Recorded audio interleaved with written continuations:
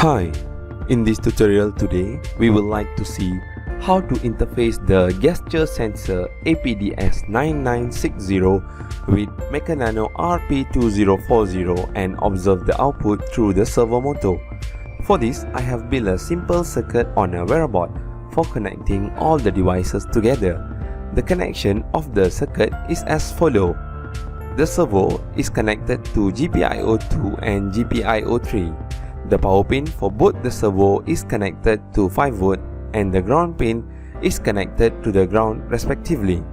Meanwhile, the APDS9960 is connected to Maker Nano RP2040 via I2C connection on pin 0 and pin 1, which are the SCL and SDA pin.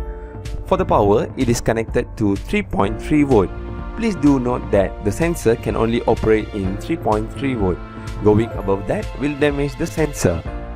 Once we have done with this, now we can start to code. For the coding, I have used this example and modify it.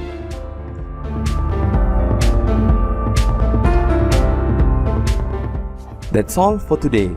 Till we meet in our next tutorial. Thank you and bye-bye.